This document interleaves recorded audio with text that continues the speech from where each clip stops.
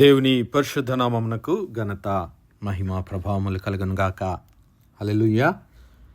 ఈ అనుదిన బైబిల్ ధ్యానములకు మీ అందరినీ మన రక్షకుడు ప్రభు అయిన యేసు క్రీస్తుల వారి పరిశుద్ధ నామములో ప్రేమతో ఆహ్వానిస్తున్నాను. ప్రియులారా, పునరుత్థానుడైనటువంటి క్రీస్తు ప్రభుల వారి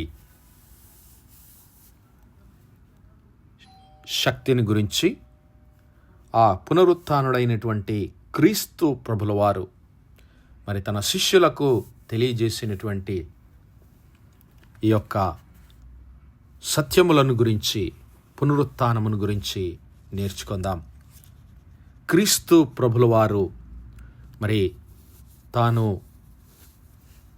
సువార్త ప్రకటించుచున్నటువంటి దినములలో తన పునరుత్థానమును గురించి, తను మరణించవలసినటువంటి విధానమును గురించి, ఆయన ఎందు విషయం మరణించాలి, ఆయన ఎందుకోసము మరి ఈ లోకంలోనికి వచ్చాడు అనేటువంటి విషయాలను తన శిష్యులకు స్పష్టంగానే బోధించాడు. క్రీస్తు ప్రభుల వారు మరి కలువరి శిలువలో మరణించడం అనేటువంటిది దైవ చిత్తానుసారమని, దేవుని గొప్ప ప్రణాళిక అని, దేవుడు భూమి పునాదులు వేయబడక మునుపే సర్వమానవాళి పాప పరిహారము నిమిత్తము క్రీస్తు ప్రభుల వారిని ఎన్నుకొని నియమించాడని, అందుకోసమే క్రీస్తు ప్రభుల వారు ఈ లోకానికి వచ్చాడని, క్రీస్తు ప్రభుల వారు ఈ లోకంలో ఉన్నప్పుడు అనేక సార్లు తన శిష్యులకు తెలియజేశాడు. అంతేకాదు, ఆయన రాకకు పూర్వమే దేవుడు తన ప్రవక్తల ద్వారా తెలియజేశాడు. ఈ దినము యోహాను సువార్తలో క్రీస్తు ప్రభుల వారు మరి ఆయన పునరుత్థానమును గురించి చెప్పినటువంటి మాటలను జ్ఞాపకం చేసుకుందాం. మరి క్రీస్తు ప్రభుల వారు ఆ యొక్క గలిలయలోని కానాను అనేటువంటి ఊరిలో తల్లి అయిన మరియమ్మతో కలిసి ఆ విందుకు పిలువబడ్డాడు. మరి ఆ పెండ్లి విందులో జరిగినటువంటి సంఘటన మనందరికీ తెలుసు. మరి ఆ యొక్క పెండ్లి విందులో ద్రాక్షారసము అయిపోయినప్పుడు క్రీస్తు ప్రభుల వారు మొట్టమొదటిసారిగా ఆ గలిలయలోని కానానులో ఒక సూచక క్రియను చేసి నీళ్లను ద్రాక్షారసముగా మార్చి తన మహిమను బయలుపరిచాడు. అటు తరువాత యోహాను సువార్త 2వ అధ్యాయం 12వ వచనం నుంచి చూద్దాం. అటు తరువాత ఆయనయు, ఆయన తల్లియు, ఆయన సహోదరులను, ఆయన శిష్యులను కపెర్నహూమునకు వెళ్ళి అక్కడ కొన్ని దినములుండిరి. యూదులు పస్కా పండుగ సమీపించగా యేసు యెరూషలేమునకు వెళ్ళి దేవాలయంలో ఎడ్లను, గొర్రెలను, పావురములను అమ్మువారును, రూకలు మార్చువారును కూర్చుండుట చూచి త్రాళ్లతో కొరడాలు చేసి గొర్రెలను, ఎడ్లనన్నిటినీ దేవాలయంలో నుండి తోలివేసి రూకలు మార్చువారి రూకలు చలివేసి వారి బల్లలు పడద్రోసి పావురములు అమ్మువారితో, వీటిని ఇక్కడ నుండి తీసుకొని పొండి, నా తండ్రి ఇల్లు వ్యాపారపుటిల్లుగా చేయకుడి అని చెప్పాను. దేవుని నామానికి మహిమ కలుగునుగాక. ప్రియులారా, మరి క్రీస్తు ప్రభుల వారు ఆ యొక్క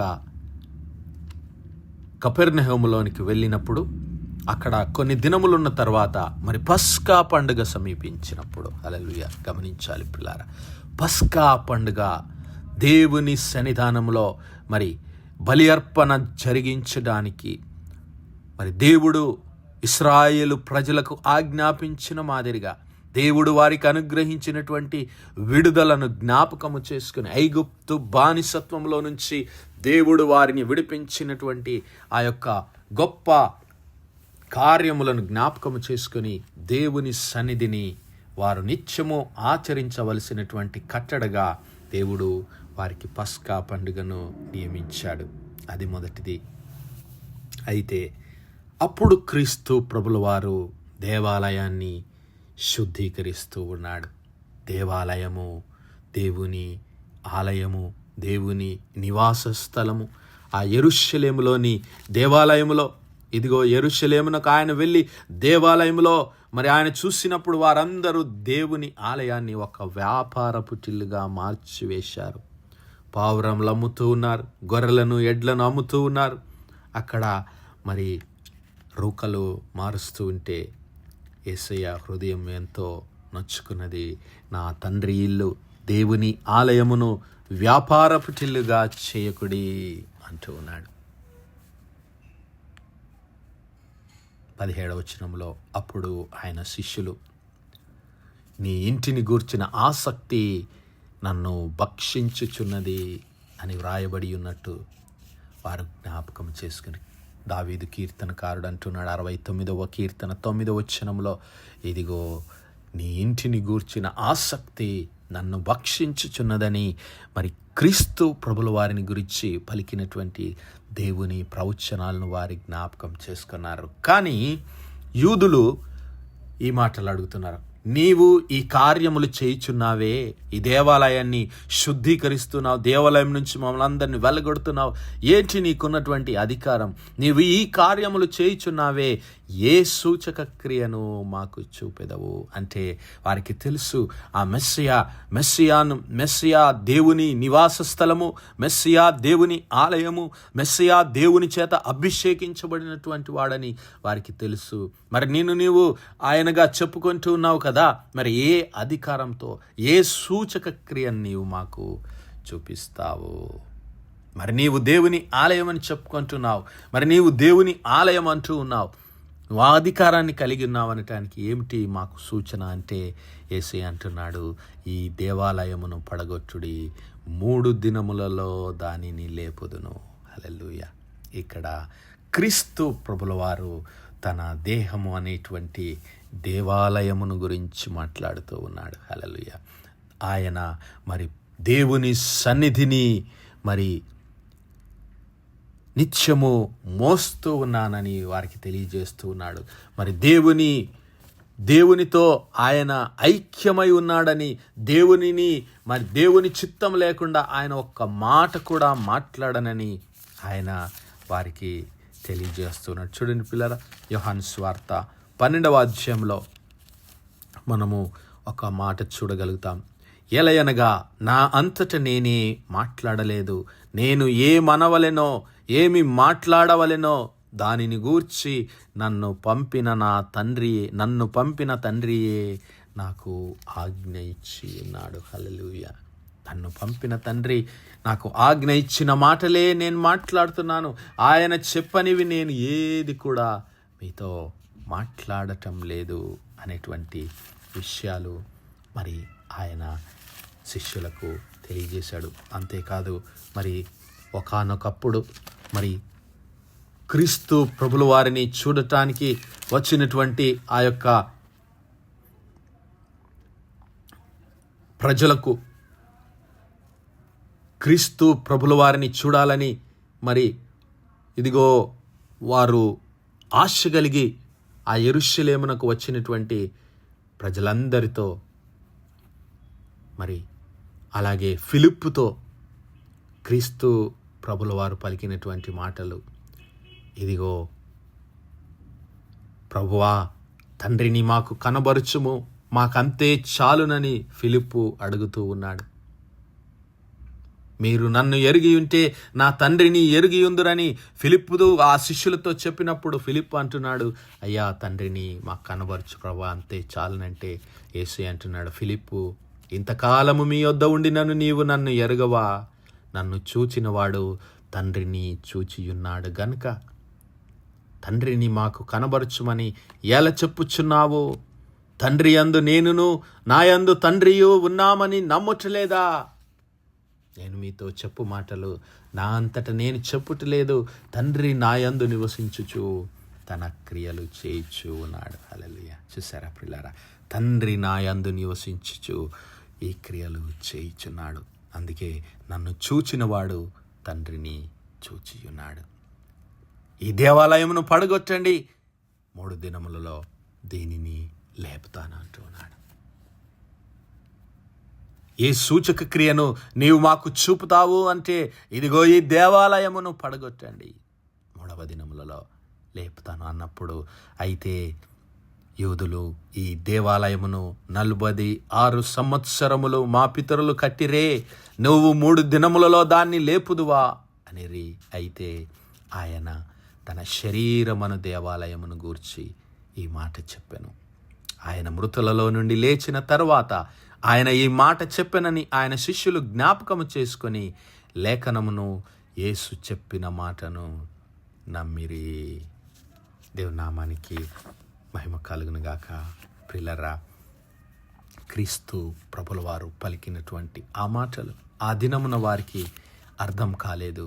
ఆ సూచక క్రియ ఏమిటో వారికి ఆ దినము తెలియలేదు. కానీ ఇదిగో దేవుని గూర్చినటువంటి, దేవుని ఇంటిని గూర్చినటువంటి ఆసక్తి నన్ను భక్షించుచున్నదని నీవు అంటున్నావు కదా, మరి ఏంటి నీవు సూచక క్రియను మాకు చూపుతావని అంటే ఆయన అన్నాడు, ఇదిగో ఈ దేవాలయమే దానికి సూచన. ఆ క్రీస్తు ప్రభుల వారు దేవుని సన్నిధిని ఈ లోకంలో మనకు ప్రత్యక్షపరచడానికి, దేవుని ప్రేమను మనకు కనబరచడానికి, దేవుని యొక్క మరి స్వరూపి అయి ఆయన దేవుని యొక్క స్వరూపము కలిగిన వాడై మనకు ఈ లోకంలో తన ప్రత్యక్షతను అనుగ్రహించాడు. పూర్వకాలమందు నానా సమయములలో నానా విధములుగా ప్రవక్తల ద్వారా మన పితరులతో మాట్లాడిన దేవుడు ఈ దినముల అంతమందు కుమారుని ద్వారా మనతో మాట్లాడెను. ఇదిగో ఆయన దేవుని మహిమ యొక్క తేజస్సును, ఆయన తత్వము యొక్క మూర్తిమంతమునై ఉండి తన మహత్తు గల మాటల చేత సమస్తము నిర్వహిస్తూ ఉన్నాడు. హల్లెలూయా. ఆయన దేవుని మహిమ యొక్క తేజస్సు, దేవుని తత్వం యొక్క మూర్తి. అంతేకాదు, మరి కొలస్సీ సంఘానికి రాసినటువంటి పత్రికలో పరిశుద్ధుడైన పౌలు ఒక మాట అంటున్నాడు క్రీస్తు ప్రభుల వారిని గురించి. ఇదిగో ఆయన అదృశ్య దేవుని స్వరూపి అయి సర్వ సృష్టికి ఆది సంభూతుడై ఉన్నాడు. ఎలయనగా ఆకాశమందున్నవియు భూమి అందున్నవియు, దృశ్యమైనవి గాని అదృశ్యమైనవి గాని, సింహాసనములు గాని ప్రభుత్వములు గాని, ప్రధానులైన అధికారములైన సర్వము ఆయన యందు సృజించబడెను. సర్వమును ఆయన ద్వారాను ఆయనను బట్టియే సృజించబడెను. హల్లెలూయా. ఆయన అదృశ్య దేవుని స్వరూపి అయి సర్వ సృష్టికి ఆది సంభూతుడు. హల్లెలూయా. మరి ఆ ఆది సంభూతుడైనటువంటి ఆ క్రీస్తు ప్రభుల వారు ఆ తన శరీరమైనటువంటి ఆ దేవాలయమును గూర్చి మరి ఆయన పలికినటువంటి మాటలు, ఈ దేవాలయము పడగొట్టండి, 3 దినములలో దీనిని లేపుతానని తను చెప్పిన మాదిరిగా 3వ దినమున పునరుత్థానుడుగా లేచి తన శిష్యులకు ఆయన కనబడ్డాడు. హల్లెలూయా. మరి ఆ పునరుత్థానము ఆయనకొక్కడికేనా? కాదు నా సహోదరుడా, నా సహోదరి. ఆయన నామమందు విశ్వాసముంచు నీకు నాకు మనందరికీ. యోహాను సువార్త 11వ అధ్యాయము. మరి మార్తాతో క్రీస్తు ప్రభుల వారు తన సహోదరుని గురించి మాట్లాడుతూ, ఇదిగో నీ సహోదరుడు మరలా లేచును అని ఆమెతో చెప్పగా, మార్తా ఆయనతో, అంత్యదినమున పునరుత్థానమందు లేచునని ఎరుగుదును ప్రభువా అనెను. అందుకు యేసు, పునరుత్థానమును జీవమును నేనే. నాయందు విశ్వాసముంచు వాడు చనిపోయినను బ్రతుకును, బ్రతికి నాయందు విశ్వాసముంచు ప్రతివాడు ఎన్నటికి చనిపోడు. ఈ మాట నీవు నమ్ముచున్నావా? హల్లెలూయా.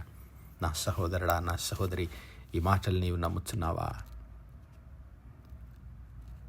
పునరుత్థానము జీవమై ఉన్నటువంటి ఆ క్రీస్తు ప్రభుల వారు నీ కొరకు నా కొరకు కలువరి సిలువలో మరణించి మరణాన్ని వ్యర్థము చేసి ఓడించి పునరుత్థానుడుగా సజీవుడిగా లేచాడు. ఆ పునరుత్థానము ఆయనకే కాదు, కానీ ఆయన నామమందు విశ్వాసముంచు మనమందరము చనిపోయినను బ్రతుకుతాము, బ్రతికి ఆయన యందు విశ్వాసముంచు మనం ఎన్నటికీ చనిపోమనేటువంటి గొప్ప నిరీక్షణ క్రీస్తు ప్రభుల వారు మనకు అనుగ్రహించాడు. కాబట్టి అట్టి పునరుత్థానంలో మనమందరం పాలిభాగస్తులం అవుదాం. అట్టి కృపా ధన్యత దేవుడు మనందరి జీవితాల్లో దయచేయనుగాక. ఆమేన్. ప్రార్థించుకుందాం. పరిశుద్ధుడా, మహోన్నతుడైన మా తండ్రి, జీవము కలిగిన మా దేవ, సైన్యములకు అధిపతి వాగు మా యెహోవా తండ్రి, కృపా కనికరములు గల మా ప్రభువా, గడిచిన దినమెల్లా మీ కృపలో భద్రపరిచి అయ్యా మరొకసారి మీ ప్రియ కుమారుడు పునరుత్థానుడైన క్రీస్తు ప్రభుల వారి పరిశుద్ధ నామములో దేవా మీ కృపా సింహాసనం ఎదుట ప్రార్థించడానికి సజీవ లెక్కలుంచిన దేవా మీకు స్తోత్రాలు. అయా మీ యొక్క పరిశుద్ధాత్మ ఆదరణ, సహాయము, సహవాసము, కాపుదల కొరకు మీకు లెక్కలేని స్తుతులు, స్తోత్రాలు. అవును మా తండ్రి, మీ ప్రియ కుమారుడైన క్రీస్తు ప్రభుల వారి పునరుత్థానములో మేమందరం పాలిభాగస్థులమై మీ నిత్య జీవంలో, నిత్య రాజ్యంలో పాలిభాగస్థులమై కృపమాల ప్రతి ఒక్కరికి దయచేయమని సమస్త మహిమ ఘనత ప్రభావాలు మీ నామానికే చెల్లిస్తూ మా ప్రభువును, మీ ప్రియ కుమారుడు, మా రక్షకుడైన పునరుత్థానుడైన క్రీస్తు ప్రభుల వారి పరిశుద్ధ నామమున ప్రార్థించి వేడుకుంటున్నాం మా పరమ తండ్రి. Amen, amen, amen. God bless you all. Praise the Lord. Shalom.